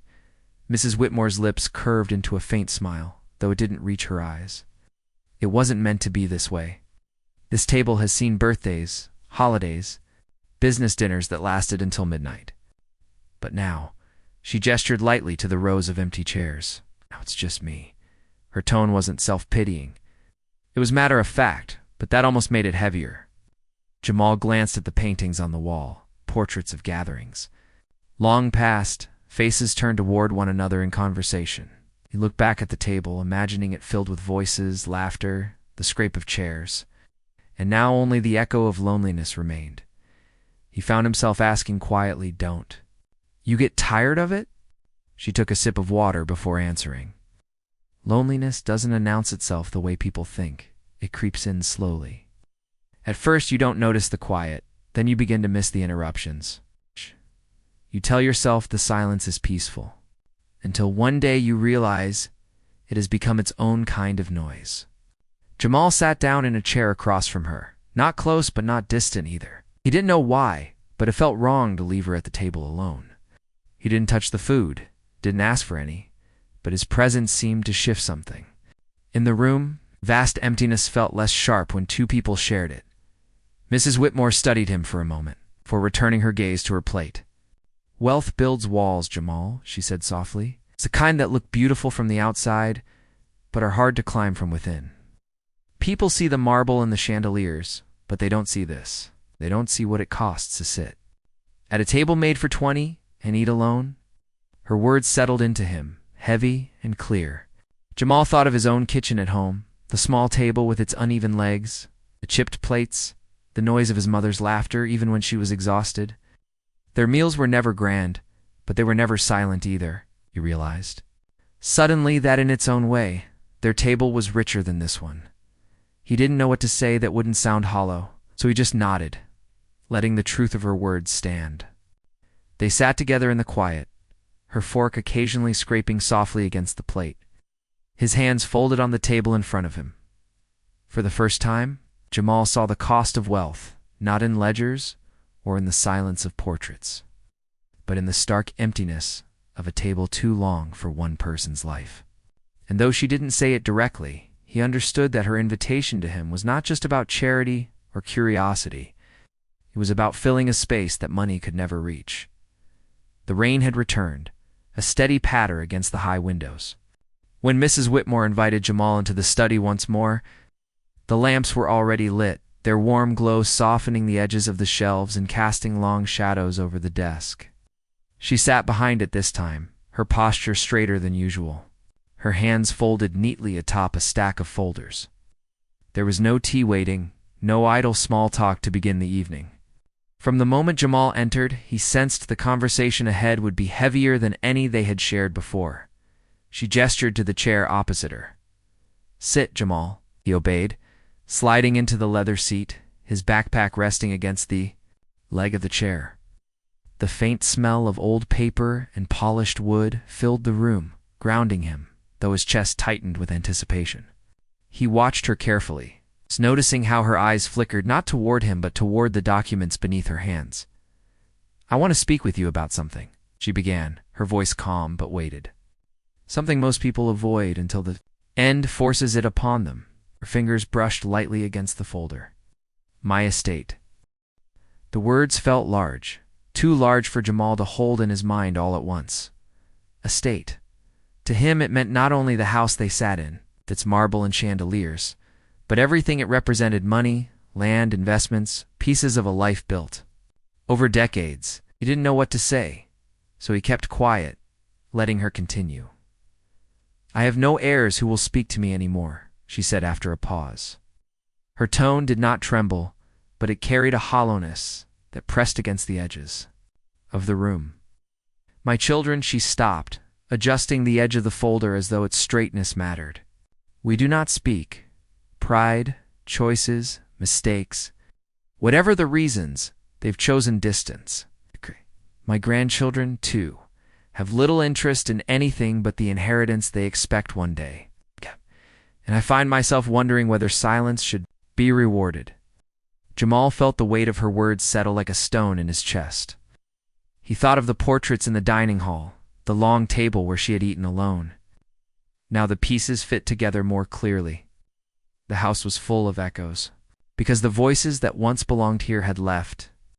He didn't ask why. He sensed she wouldn't offer details, and perhaps he didn't need them. The silence between her words was already speaking enough. She looked at him then, her gaze steady, sharp even, though her voice remained quiet. "When you're young, you think wealth will hold a family together, that the walls you build will shelter them, that the opportunities you provide will bind them close. But money can widen cracks instead of filling them. It can turn love into ledger lines." Her words made Jamal shift uncomfortably. He had never had money to divide, never had more than a few crumpled bills to argue over with his mother when he insisted on helping pay rent. Yet he could picture it the way too much could drive people apart. How greed could poison the spaces where laughter once lived. She tapped her fingers lightly on the folder again, sound sharp in the quiet. "This will wait for someone. The question is, who deserves it?" Jamal blinked, the implication cutting through him. "You're not saying..." He stopped, unsure if he should even finish. She gave him a small, almost imperceptible smile. "I'm not saying anything yet. I am telling you that everything I have has to go somewhere. And when you've lived long enough to know what loneliness feels like in a house this large, you start to realize that the future matters more than the past. My children had their chance. They made their choices. I have to decide what comes next." Her words made Jamal's throat tighten. He didn't know how to respond, didn't know what it meant for someone like him to even sit in this room. Listening to talk of wills and estates, he thought of his mother, working late nights, cleaning floors for paychecks that barely stretched far enough. He thought of the cramped apartment, the leaky faucet in the kitchen, Quiet hope he carried for something bigger. "I don't know why you're telling me this," he said finally, his voice low. Mrs. Whitmore's eyes softened, though her expression remained composed. "Because you've shown me something my own blood hasn't in years. You've shown me kindness with no thought of reward. When I tested you, you showed me that it wasn't chance. It was who you are." Jamal swallowed hard, looking down at his hands. The idea of being measured like this unsettled him, but beneath it was a flicker of something else, an awareness that her words carried a possibility he couldn't ignore. She leaned back in her chair, her hands folding together again. "Do not mistake me. This isn't about charity. It isn't about pity either. It's about legacy. It's about what remains when I'm no longer here. I needed you to understand that the silence in this house has a cost, and I will not leave it." To those who contributed to it, Jamal nodded slowly, still unable to fully grasp what she was suggesting.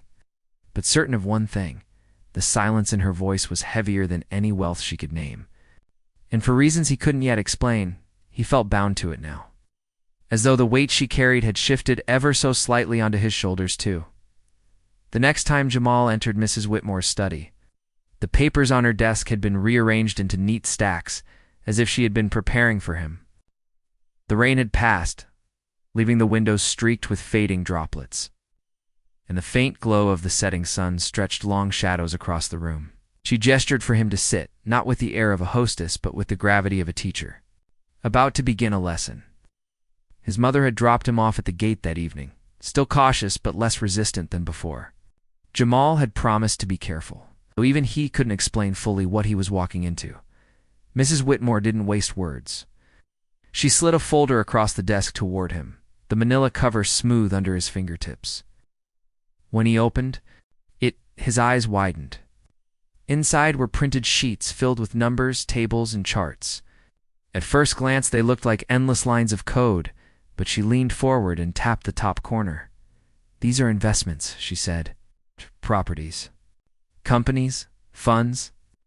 You may not recognize the names, but together they shape lives far beyond these walls." Jamal traced a column with his finger, trying to make sense of it. "You keep track of all this?" Her lips curved faintly.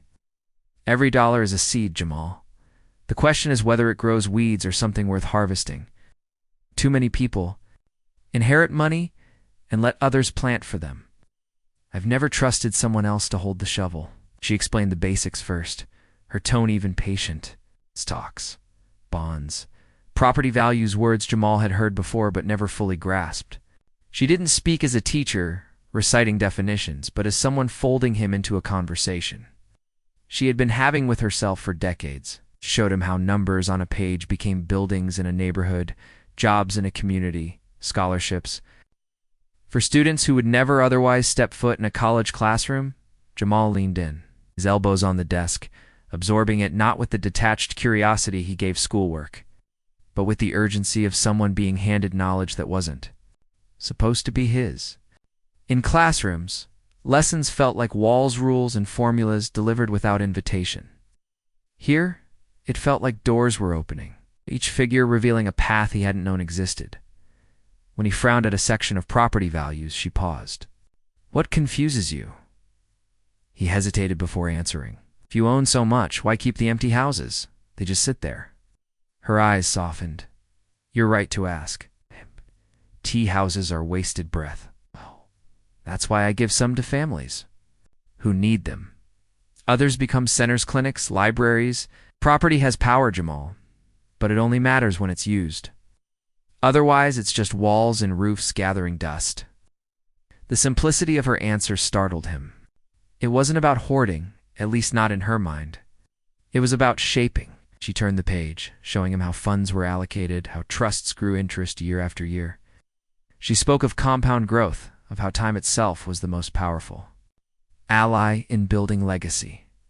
"You're 17, she said, looking at him directly. "If you learn this now, you'll be decades ahead of most.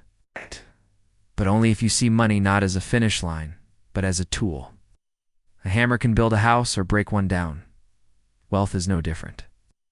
Jamal thought of his mother, of how carefully she stretched every paycheck, how she whispered prayers over envelopes of bills. He thought of how none of this, the papers, the terms, the possibilities, ever seemed meant for people like them. And yet here he was, sitting across from a woman whose life was defined by numbers too large to fit in his imagination, being taught not as an outsider, but as a successor of sorts. He looked up at her, the question forming before he could stop it. Why me? She didn't answer right away. She studied him, her hands folded neatly again. Finally she said, because you asked about building, not buying, because you saw more in kindness than charity, and because the world doesn't often hand boys like you these tools, but I can. The words landed in his chest with a weight that felt both frightening and electrifying. He nodded slowly, returning his gaze to the papers. She pointed out another column, walking him through the calculations, and he followed carefully, his mind working faster than his hand could jot down notes on the pad she'd placed beside him. By the time the lesson ended, the sun had disappeared and the lamps glowed brighter. The study now a pool of light against the darkening house. Jamal closed the folder, his fingers lingering on it as though reluctant to let go. Mrs. Whitmore watched him, her expression unreadable, but her eyes filled with a quiet intensity. You don't need to understand everything tonight, she said. But remember this. Legacy is built one choice at a time. You may not have the numbers yet, but you already have what matters most, the vision.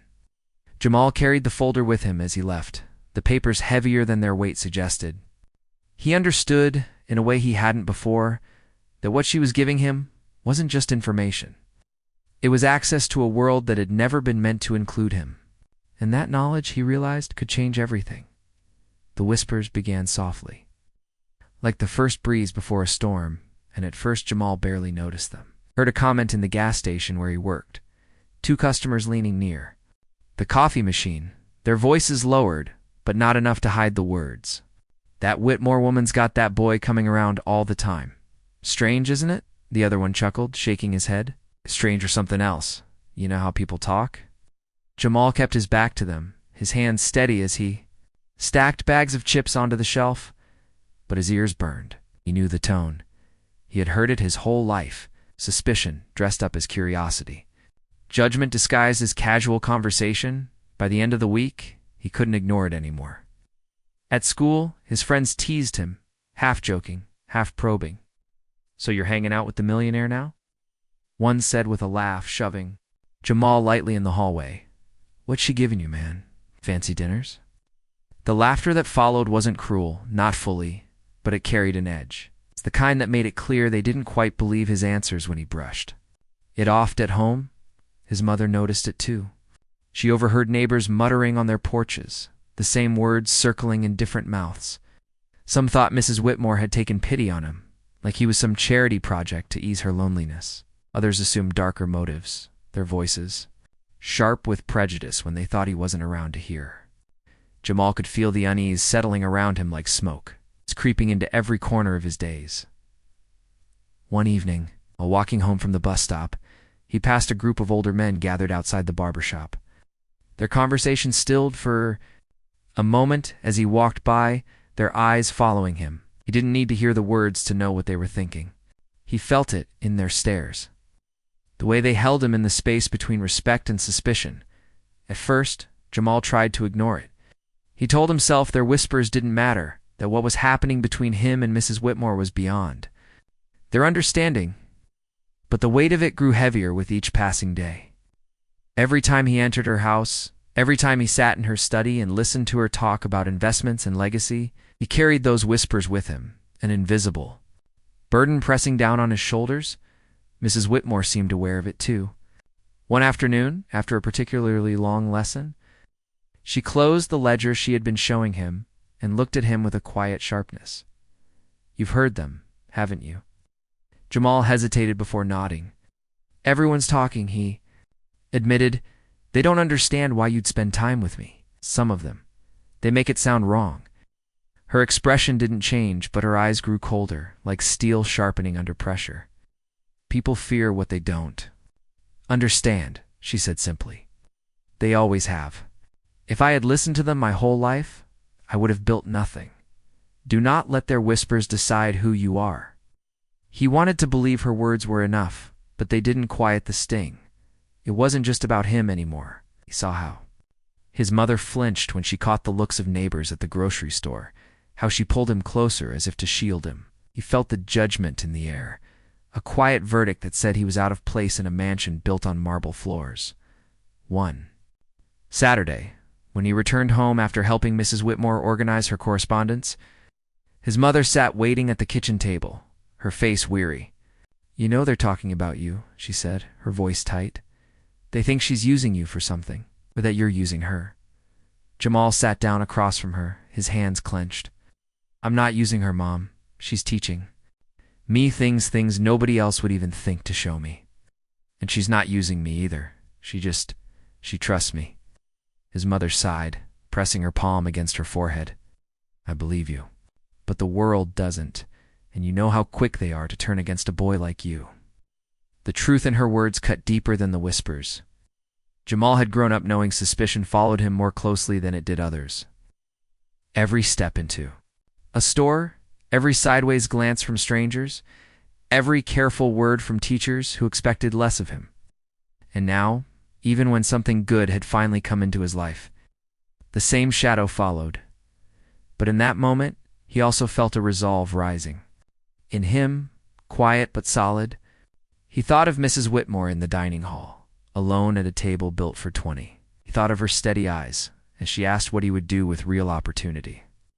He thought of the way she had listened when he spoke of building something for kids like him. "I can't stop what they say," he told his mother softly. "But I know why I'm doing this. I'm not going to let their gossip decide my future." His mother studied him for a long moment, then nodded slowly, though worry still lingered in her gaze. Jamal stood, the whispers still ringing faintly in his ears, but for the first time he felt certain of something. They could talk all they wanted. What he was learning in that mansion wasn't theirs to take away. It was his, and it would carry him further than their suspicion ever could. The call came just after dawn. When the world outside was still heavy with frost, Jamal's phone buzzed on the nightstand, and at first he thought it was his alarm. But the voice on the other end was tight, clipped. Carrying urgency he couldn't ignore, Mrs. Whitmore had collapsed at home. An ambulance had taken her to St. Mary's. No other details, no reassurance, just the bare facts that hollowed his stomach and said, his heart racing, he threw on the first clothes he could find. His hands clumsy with urgency, and his mother drove him through the frozen streets. The silence in the car was thick. She kept glancing at him, her lips pressed tight, but she didn't try to talk him out of going. She knew this wasn't something words could soothe. When they pulled up to the hospital, Jamal was out of the car before she had shifted into park, his breath fogging in the cold as he pushed through the sliding glass doors. The smell hit him first, disinfectant, and something metallic that clung to the air. The waiting room was half full, people slumped in chairs, the television humming softly in the corner. But Jamal moved past it all, his sneakers squeaking faintly against the linoleum as he reached the desk. "I'm looking for Evelyn Whitmore," he said, his voice steadier than he felt.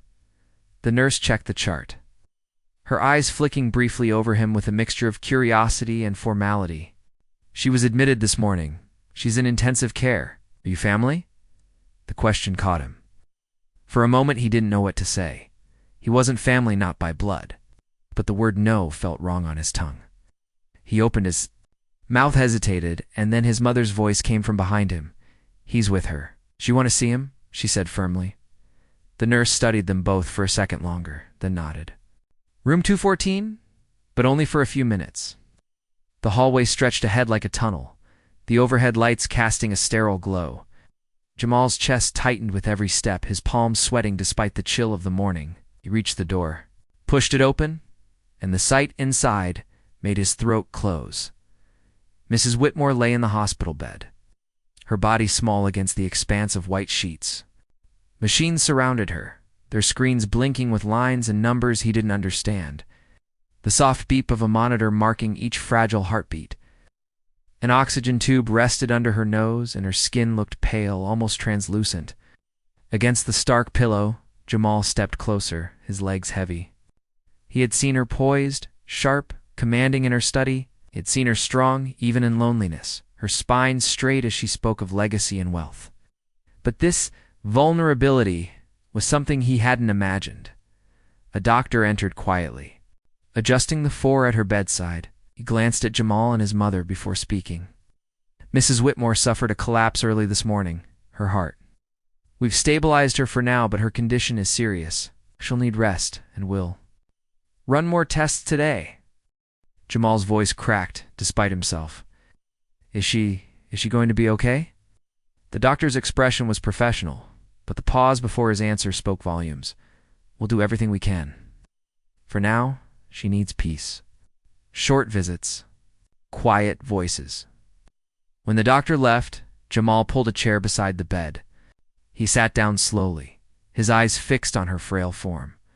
For a long moment, he couldn't speak. The lump in his throat was too tight, his chest too full of fear. Finally, he leaned forward, his hand hovering above hers before settling gently on her frail fingers. Her skin was cool, her grip weak, but when her eyes fluttered open, they found his.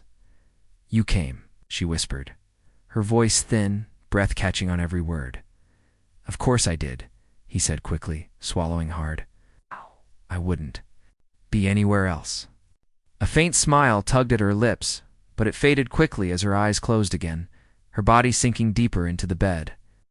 Jamal sat there, his thumb brushing lightly against her hand, trying to memorize every detail, as if holding on harder could keep her from slipping away. For the first time since he had met her, fear settled into him, not of her disapproval, not of the whispers around town, but of something far heavier. Fear that her story, the lessons, the strange bond they had formed, might end here in this cold hospital room. Fear that he might lose her before she had finished showing him why she had chosen him. The machines hummed and beeped steadily, their rhythm both reassuring and terrifying. Jamal sat rooted to the chair, his head bowed, whispering to himself, words he didn't even realize he was saying. He wasn't ready for this, not yet, and as the hours stretched, the weight of that truth pressed deeper into him than anything she had ever taught. The news of Mrs. Whitmore's passing came with no fanfare, no headline in the papers, just a quiet notice tucked into the obituary column. Jamal found out on a gray morning when the sky seemed to carry the same muted tone as the words on the page. His mother read it first, her lips pressed tight as she slid the newspaper across the kitchen table toward him. For a long moment, Jamal only stared at it, the letters swimming in his vision, refusing to settle into sense. He had visited her in the hospital more than once, seen the way her body weakened each day. But some part of him had still believed she would return to the marble halls of her home, to her desk stacked with papers, to the dining table that stretched. Too long for one person? Now the finality of print told him otherwise. The weeks that followed blurred together. A stretch of days marked by hushed conversations and the steady trickle of neighbors who claimed to have known her well enough to tell their versions of her life. Jamal kept to himself, carrying the weight of private memories, her lessons in the study, her questions about his dreams, the moments of silence that had revealed more than her words. He did not tell anyone how she had once spoken to him, of her estate of legacy. He hardly believed it himself. Then came the summons. Formal envelope delivered to his door, his name printed in careful type. His mother opened it with him, her brow furrowed as she read. The reading of Mrs. Whitmore's will would take place at the office of her attorney downtown. Jamal was requested to attend. The day of the reading arrived cold and sharp, the kind of winter morning that left every breath hanging in the air like smoke. Jamal dressed in his best pressed slacks, a collared shirt borrowed from a cousin that fit a little too loosely, and his mother accompanied him, her presence steady even, as uncertainty flickered in her eyes. They walked into the law office together, a tall building with polished floors that reflected the weight of every step. Inside the conference room, atmosphere was thick with expectation. Around the long table sat a collection of faces that Jamal recognized only vaguely from the portraits in Mrs. Whitmore's home. Her children, grown and stiff in their tailored suits, their expressions caught somewhere between grief and impatience. Grandchildren, too, whispering among themselves, glancing at the door each time it opened. Their eyes slid over Jamal with brief curiosity, then dismissed him just as quickly, as if his presence were an error that would soon be corrected. The attorney, a man with silver hair and glasses perched low on his nose, called the room to order. He unfolded the document with a deliberate slowness, the rustle of paper loud in the quiet room. "This is the last will and testament of Evelyn Margaret Whitmore," he began, his voice steady. Formal, he read through the opening pages, naming properties, trusts, small bequests to charities she had supported for decades. The family leaned forward at every mention, their eyes sharpening when numbers were spoken. Then came the pause, the moment where the rhythm of expectation broke. The attorney cleared his throat and adjusted his glasses before continuing. 2. My children and grandchildren, I leave my love, though we have walked distant roads. May you find your own paths with the means you already have. To them, I leave memories, not possessions.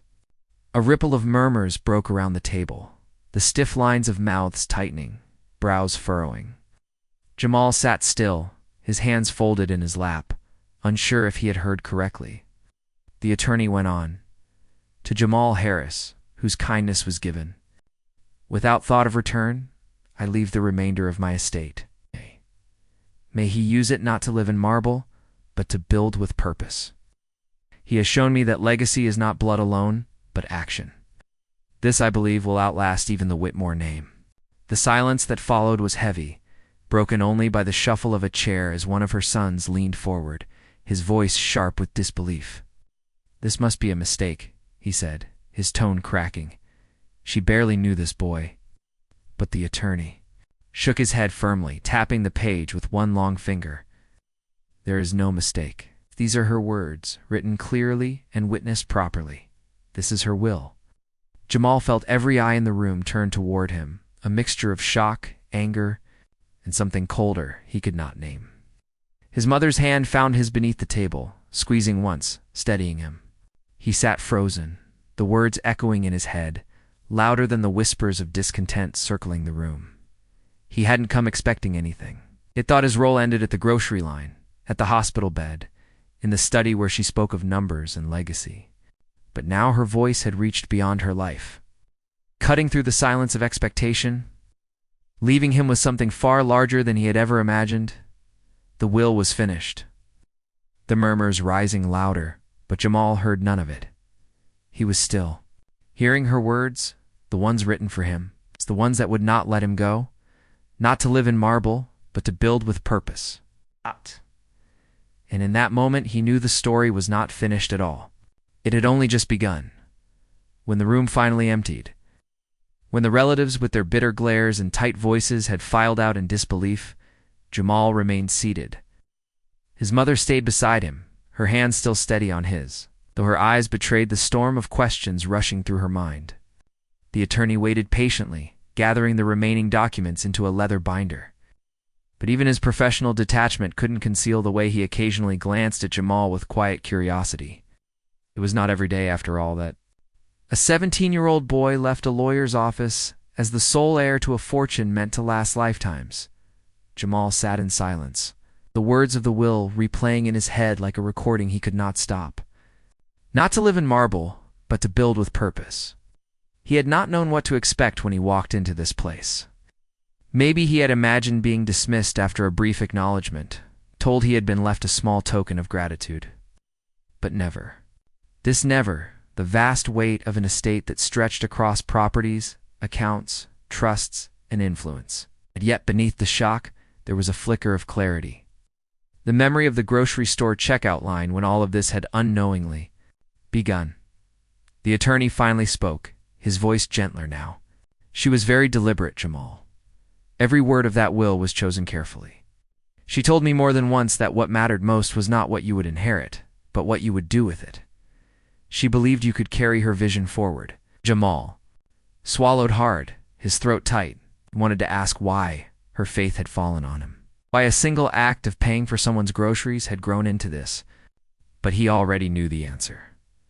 Mrs. Whitmore had told him herself, again and again, in quiet ways. It wasn't the money she saw in him, It was the instinct, the choice to step forward when no one else had. The refusal to let another person's dignity collapse under the weight of impatience and silence.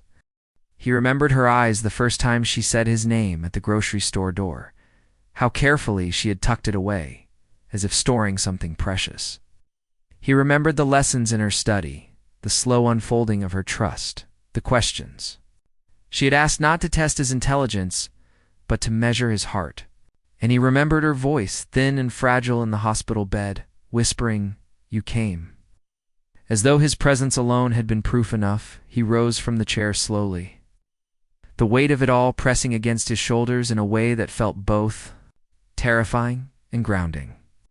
His mother stood with him, her face a mixture of awe and fear, but she didn't speak. She seemed to understand that the moment belonged first to him. They walked together out of the lawyer's office, the hallway stretching, long and bright, every step echoing in Jamal's ears. Outside, the city moved as it always had, cars passing, strangers rushing along sidewalks, voices rising and fading in the cold winter air. No one knew that the boy, stepping through the heavy glass doors, had just inherited a legacy larger than anything his neighbors could imagine. To them, he was still just Jamal, 17, a part-time worker, the son of a woman who cleaned floors at night, but inside, something had shifted. He was no longer unseen. He carried with him the weight of a woman's vision, the responsibility of shaping something greater than himself. It had started with a few crumpled bills pressed into the cashier's hand on a rainy afternoon, a moment so small it could have passed unnoticed. Instead, it had lit a fuse that burned quietly through weeks of shared tea, stories and lessons, until now it stood blazing before him as a responsibility that could not be ignored. Jamal paused on the sidewalk, the cold air sharp in his lungs. He thought of the kids in his neighborhood, the ones who sat restless in classrooms that never saw their potential. He thought of the empty houses Mrs. Whitmore had spoken of, waiting to be filled with life again. He thought of the quiet strength in her voice when she said legacy was not blood but action, and he knew, even if he couldn't yet picture the shape of it, that he would not waste what she had entrusted to him. His mother touched his arm lightly, her voice low. "This is bigger than us, Jamal. Bigger than anything we've ever known.